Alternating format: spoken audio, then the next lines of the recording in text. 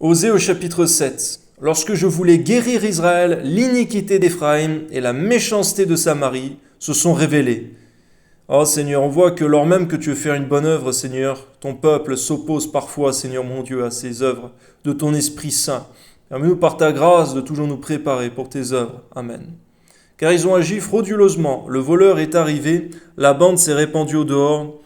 Ils ne se disent pas, dans leur cœur, que je me souviens de toute leur méchanceté. Maintenant, leurs œuvres les entourent. Elles sont devant ma face. Ils réjouissent le roi par leur méchanceté, et les chefs par leurs mensonges. Ils sont tous adultères, semblables à un four chauffé par le boulanger. Ils cessent d'attiser le feu, depuis qu'il a pétri la pâte jusqu'à ce qu'elle soit levée. Au jour de notre roi, les chefs se rendent malades par les excès du vin. Le roi tend la main aux moqueurs, ils appliquent aux embûches leur cœur pareil à un four. Toute la nuit dort leur boulanger, et au matin le four brûle comme un feu embrasé. Ils sont tous ardents comme un four, et ils dévorent leurs juges. Tous leurs rois tombent, aucun d'eux ne m'invoque.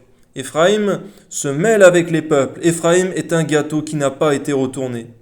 Des étrangers consument sa force, et il ne s'en doute pas. La vieillesse s'empare de lui, il ne s'en doute pas. L'orgueil d'Israël témoigne contre lui.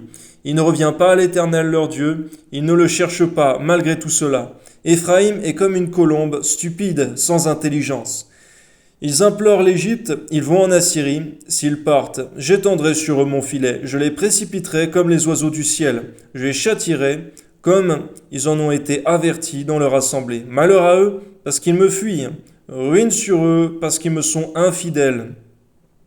Je voudrais les sauver, mais ils disent contre moi des paroles mensongères. Ils ne crient pas vers moi dans leur cœur, mais ils se lamentent sur leurs couches. Ils se rassemblent pour avoir du blé et du mou. Et ils s'éloignent de moi. Je les ai châtiés, j'ai fortifié leurs bras. Et ils méditent le mal contre moi. Ce n'est pas au Très-Haut qu'ils se tourmentent. Ce n'est pas au Très-Haut qu'ils se tournent. Ils sont comme un arc trompeur. Leurs chefs tomberont par l'épée à cause de l'insolence de leur langue. C'est ce qui les rendra un objet de risée dans le pays d'Égypte. Amen.